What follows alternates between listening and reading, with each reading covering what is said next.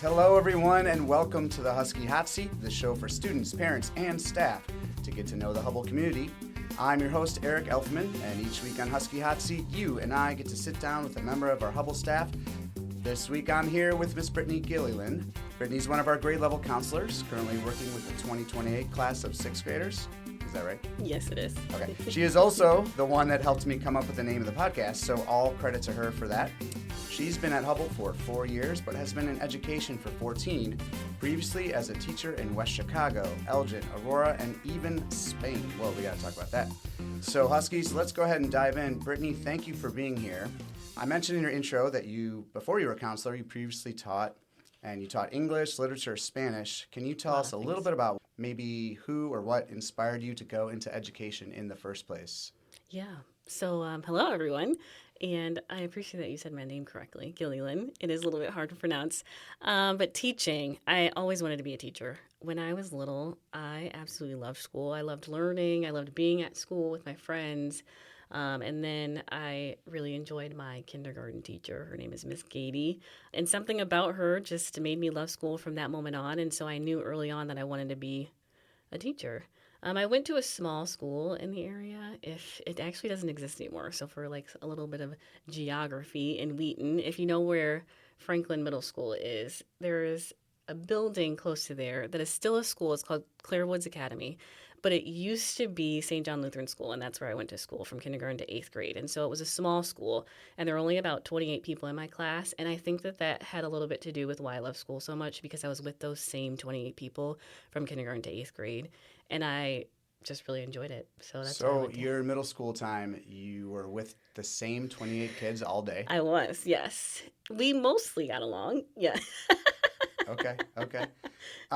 So you've taught in some interesting places, but obviously I think the one that sticks out is Spain. How did that go about? How did that happen? Mm-hmm. So I studied Spanish in high school.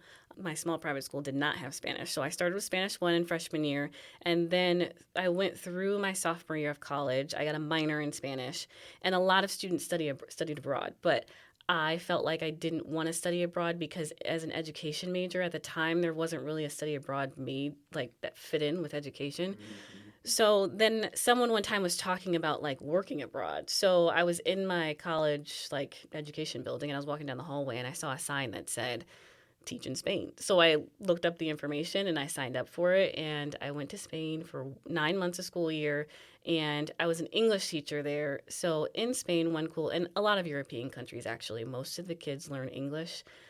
They don't really have a choice. It's just a part of their education. Okay. And so what the program was it was a bunch of Americans and people from England coming to Spain to sort of like amplify the English that they were already learning. So I would like come in and reteach a lesson that the teacher had already taught, but in English. It was a little interesting because I really only worked like 12 hours a week. And this sounds great. Yes, sign me up. There was a lot of downtime. And like, I only really remember planning. Like, I don't remember sitting for tons of time lesson planning. It was just like a little bit of time where I'd be like, I'll talk about this. I remember one time I talked about natural disasters. So I told the students all about Hurricane Katrina, and I like showed them videos of it. And so it was like fun to just talk about the American culture too. It was really easy to incorporate like how things were different at home than they were here. So it was super fun.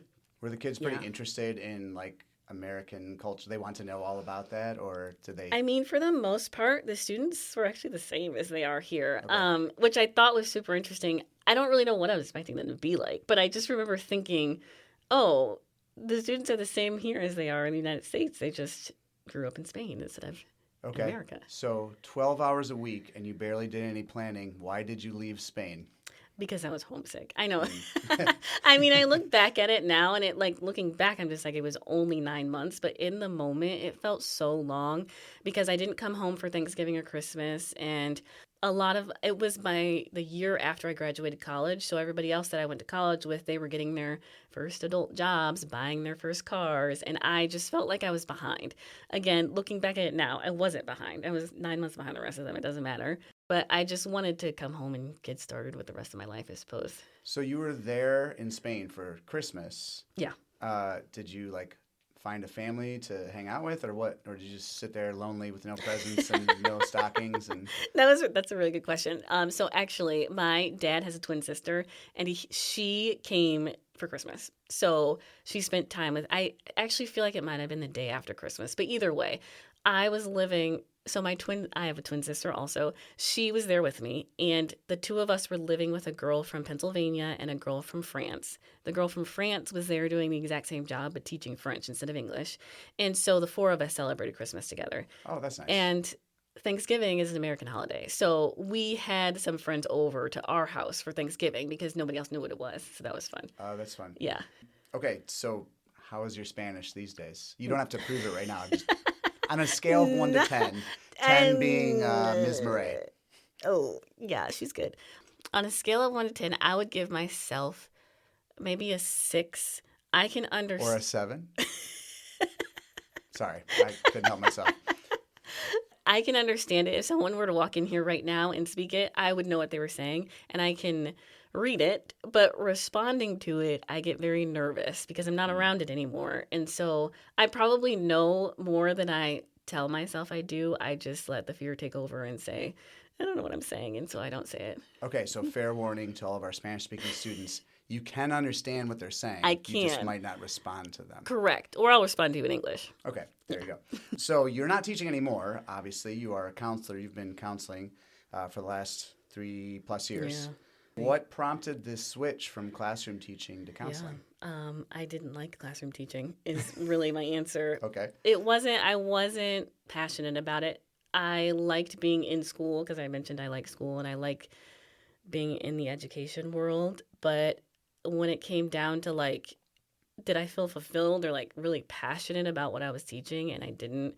And so I just thought about like, well, what else could I do in education in a public school, middle school, because all of my teaching experience was in middle school. And then I landed upon school counseling and I really enjoy it. Yeah. Okay. So speaking of counseling, throwing you some hard questions here. You have been counseling at every level of middle school, or you've done that so far. So I wanted you to like lay out for 6th grade, for 7th grade, for 8th grade, what do you see as the biggest issue for students in each of those grades? Because I know obviously it seems like they're pretty close together, but actually the difference between 6th, 7th, and 8th is pretty big. It is. Yeah. So 6th graders still feel like elementary school students sometimes. And so the biggest issue with them is all of the classes. So in elementary, you're used to being in one classroom with one teacher most of the day. I mean, you go to your special teachers, but managing all of the different classes and having to get yourself to and from all of the classes. And then friendships, meeting a bunch of new people is one of the big things in 6th grade. And 7th grade, I call 7th grade the armpit of middle school. It's really... Because of the smell. Yes, definitely the smell. Sorry, 7th graders. But also, you're just smack dab in the middle. You're not new to middle school anymore, but you're not the top dogs either. And I would say friendships are the major thing. There's a lot of drama. There's a lot of drama in all of middle school, but especially in 7th grade. 7th graders have figured out getting to class and like figured out their academics a little bit. But then it really comes down to, oh, I made new friends last year, but now those friendships are changing. Or now there's a new kid here and I want to be friends with them, but they don't get along with my old friends. A lot of that. She was looking at me funny, and so now I'm mad. Yep. Okay. And 8th grade? And 8th grade is the growing amount of responsibility. So having to think about high school and realizing that from now on your decisions really do make a difference. You don't have to decide what you're going to do for the rest of your life today, but you have to start making some decisions about what you do on a day-to-day basis that will affect your future, especially when you get to high school and your grades matter a bit more than they do now, and you have to have credits and all of that. Yeah. Okay. So for each of these grades, then, I'm going to ask you to just give one short piece of advice. So for 6th grade, it's lots of classes is one of the main issues. What would you say to a 6th grader just coming in that would be helpful to them knowing that? I would say that they need to find a system that works for them. I can offer different systems of organization, but you're only going to do what you like doing. So find something that works for you and stick with it for 6th grade and 7th and 8th. 7th grade, drama. Yeah. How to stay out of, or maybe how to handle, or... With all the drama, my biggest piece of advice is to be the friend that you are looking for. So if you want certain qualities in a friend, be that person to others. That's probably good adult advice It as is. well.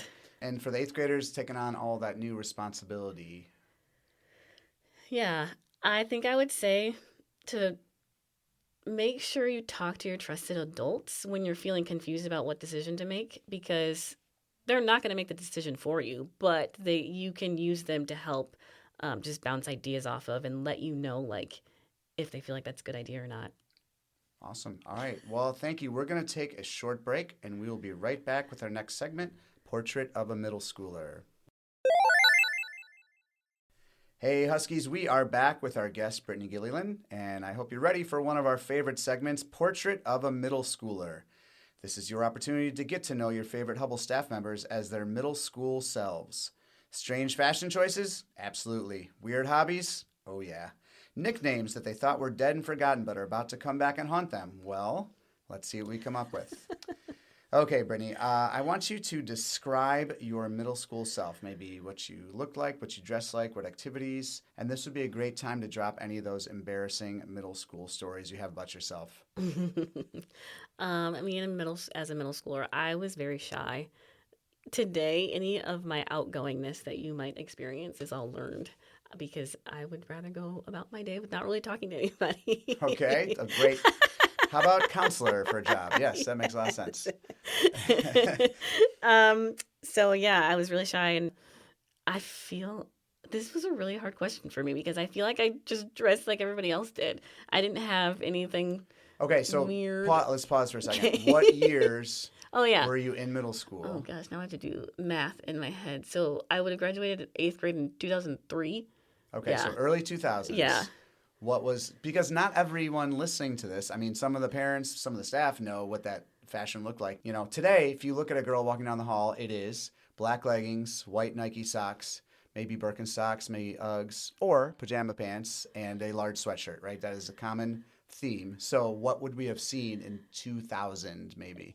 I would say jeans, definitely hoodies, North Face fleeces. Ugg boots were out, but I feel like it was like a newer thing because I definitely didn't have any. I probably They were had fancy, like, yes. yeah. I mean, in some ways it's very similar, especially in the wintertime, like jeans and a sweatshirt. We didn't wear leggings. That wasn't a thing. Unless you had on like a dress and your leggings were your tights. Yeah, it was different. Yeah. It took me a while to get used to wearing leggings because I was like, those aren't pants. But here we are. That's a bigger conversation than this podcast is ready to handle. What activities did you, wait, you were introverted. Did you do any activities, I guess? I did. I actually was on the I was on the cheerleading team, Okay. ironically. Do you remember any cheers that you could do right now? Yeah, there was one that was when the basketball team was about to shoot a free throw. You would say, shoot for two, two, two. Okay. That was all. Did you know that free throws, you only get to make one at a time? Yeah. That's an interesting cheer. Okay. Because you're making 2 single shots. Well, it depends. If it's You're one. right. Okay, Yes, never mind. yes, This is you're not right. a sports podcast, Brittnee. So is there any specific stories that you remember? It doesn't have to be embarrassing, but of course that would be funnier. I had a really hard time with this question because I can't think of anything. Okay. I don't either. Maybe I don't get embarrassed very easily, or maybe everybody just liked me and didn't want to make fun of me. Well, there's I don't only know. 28 people, so you only had to Yeah, exactly. get 27 other people to like you. Okay, that's fine.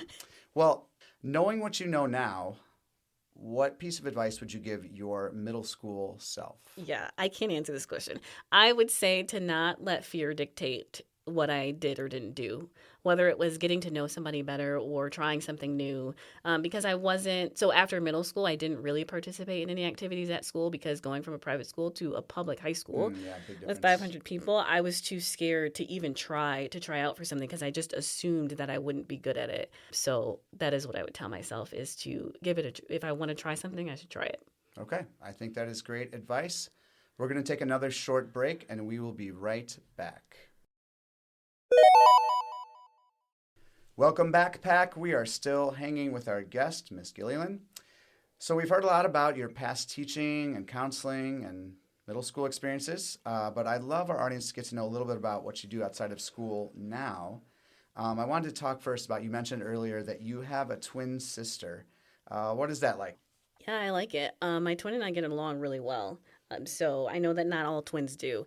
but we have pretty much done everything in our lives together. So we both went to Spain, like I mentioned before, and I think my mom really likes that we do a lot together because she knew that when we went away to Spain, I wasn't just going by myself. My sister was with me.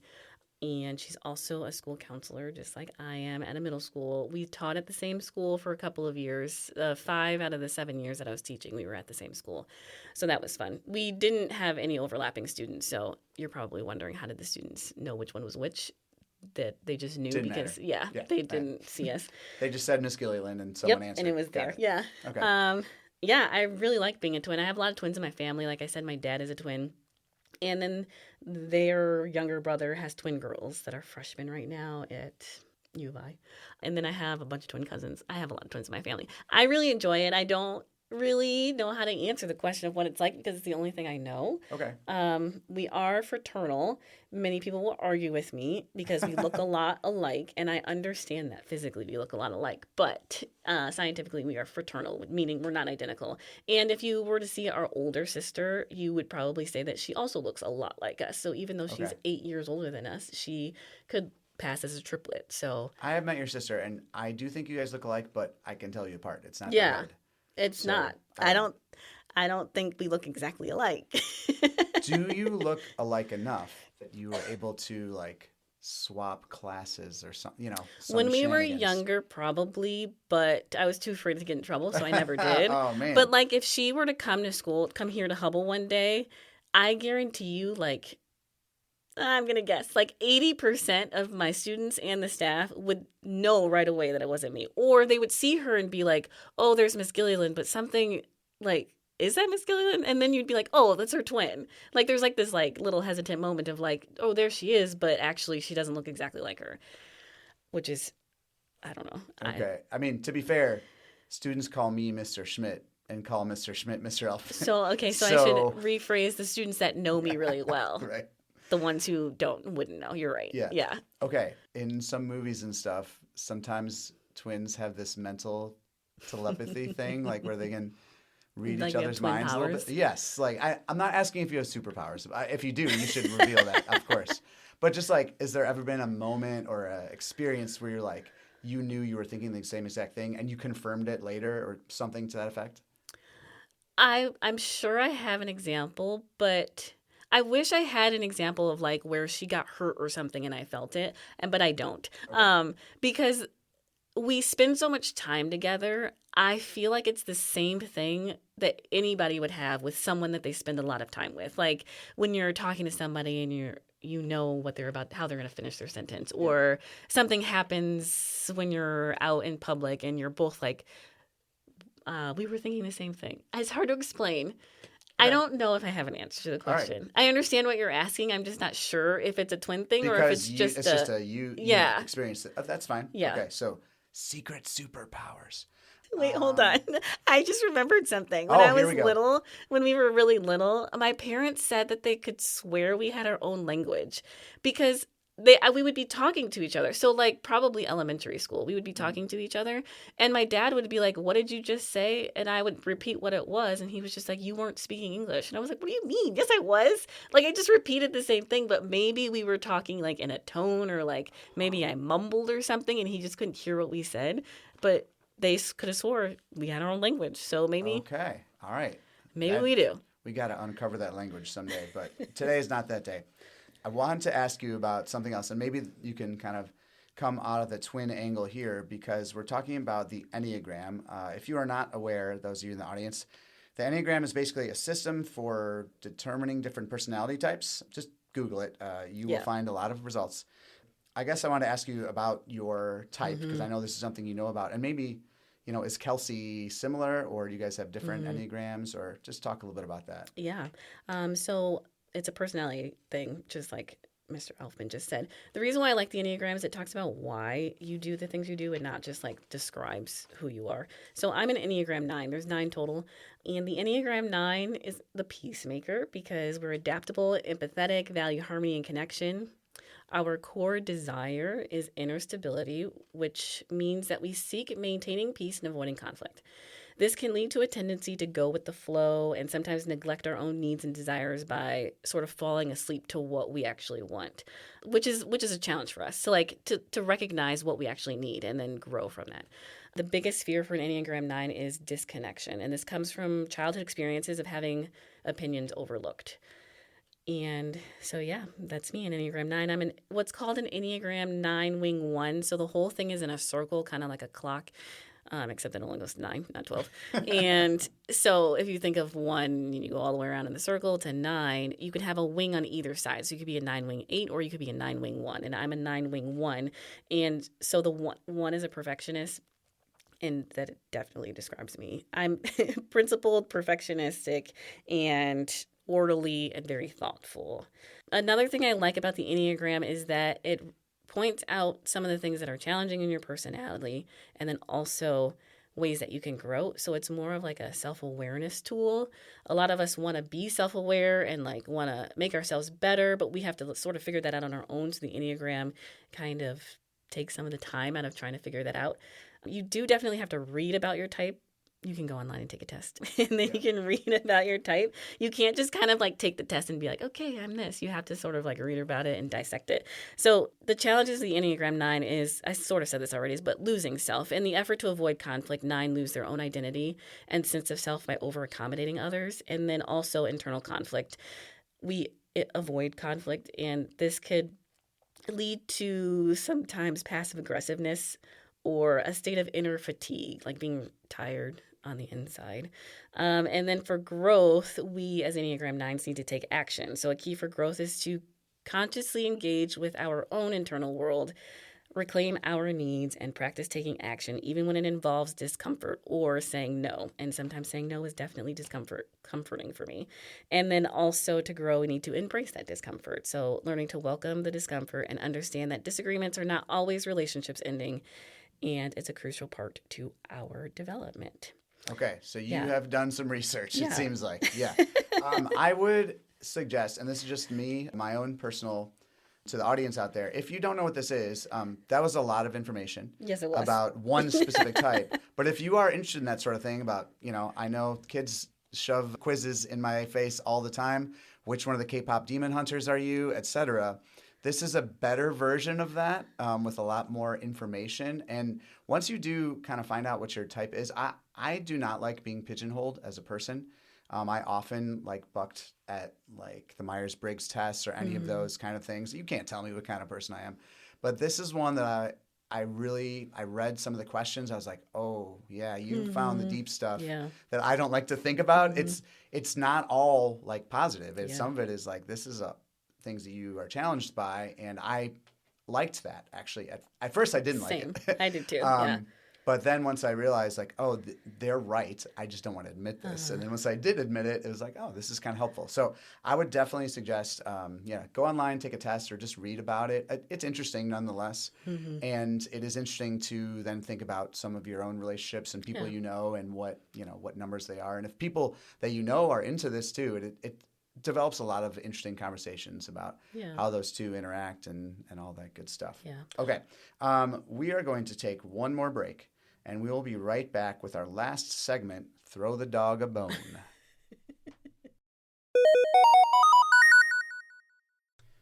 Okay, Huskies, before we go, it's time for Throw the Dog a Bone.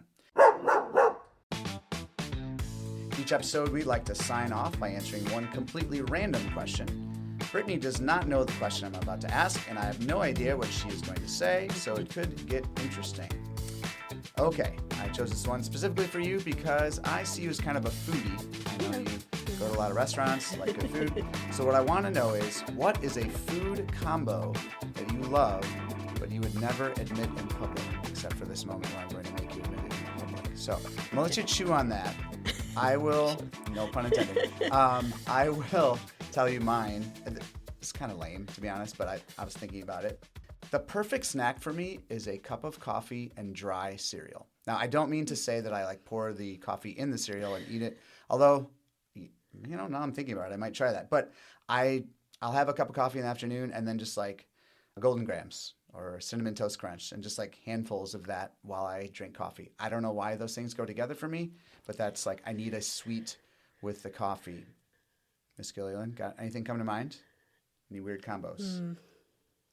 I probably have some. Let's see. I like the contrasting flavors of anything. So I don't know. Hold on. Well, let's throw some classics out there, right? Are you like a dip your pizza in ranch type of person? Not. I will, but it's not my go-to. Okay. All right. So you would do it. Yeah. But it's not like your favorite thing. Okay. Trying to think of some other examples. Probably should have researched this before I asked this question. I thought you'd have one ready to go, to be honest. I mean, I guess I can't think of random combinations. I'm having a really hard time because, like, I like tortillas, so I love chips and salsa, but I also just love the chips. Like, sometimes I'll just eat the tortilla chips, but that's not embarrassing. It's just that like seems like a pretty common thing that people do is eat chips. Yes. No, the tortilla chips without the salsa. Like the salsa's sitting delicious. in front of me. Salt, yeah, salt and corn. People like those. So I eat a lot of salad. I like salad, and sometimes I like the taste of like the toppings and the dressing by themselves without the healthy lettuce. stuff. Yeah. Yeah. So everyone likes that. Well, you don't eat salad. Well, so here's okay. Those of you who are listening, she knows this. And I don't really eat salad, but when I was like in middle school, actually, my parents wanted me to try salad, and they found pepperoni pizza salad dressing, thinking that would like. It just made me hate it. It was so disgusting. As you can imagine, it's just like a terrible idea. Yeah. So I've just decided that if I need greens, I'll eat some spinach. But I don't like if I'm eating a salad, that means I'm ruining something else by mixing it together. I don't need to put like chicken on my salad. I'll just eat the chicken and then I'll eat the other stuff. And that's maybe a weird thing to say, but that's just who I am. Sorry. Yeah. Okay. I feel like a disappointment because I don't have an answer. Maybe it's because you're a foodie that you don't have weird combos, that you just... I would agree with that because I'm not a picky eater at all. I'll pretty much eat anything. Like I've had sardines, I've had anchovies. Okay, maybe let's pivot then. You've eaten a lot of stuff. What is like the weirdest thing you've ever tried, do you think? Probably an anchovy. Or I've had alligator, which actually tasted like chicken. When I was in Spain, I ate a lot of sardines. They like they serve them all the time, and they have a lot of really little bones in them. So yeah, you sometimes got served the ones with all the bones, and so then you would have to bite into it and see, does this have the bones in it or not? That's a fun way to find out. Yeah, yeah. What a game! And I love green olive. I mean, I know a lot of people like olives, but there's a lot of people who don't like them either. Yeah. And I will sit there and just eat olives and potato chips. There you go. There's a combo. I will sit there and eat olives and potato chips. It took us 2 minutes, but we got to the weird combo, and I would say, yes, that is indeed weird. Okay. Thank you, Miss Gilleylen. That is the end of our show. I want to thank everyone for listening to Husky Hotseat. I want to thank our guest for her time. If you see her around the Hubble community, say hello, and maybe ask her a little something about what you heard on the show, whether that be green olives and chips, or the Enneagram, or her twin, any of that stuff. If you liked what you heard on Husky Hotseat, remember to subscribe to the show. We're available on Apple Podcasts, Spotify, and pretty much anywhere else you like to listen to your podcasts. If you really want to help the show grow, please leave a review on your podcast app of choice. That really helps us get seen. And finally, spread the news about the show to people you know. The internet's awesome, but the goal of Husky Hotseat is to build connection within our Hubble community. So, the more staff, parents, and students that listen, the tighter we become. Remember, Huskies, none of us are lone wolves. We work best in a pack. See you next time.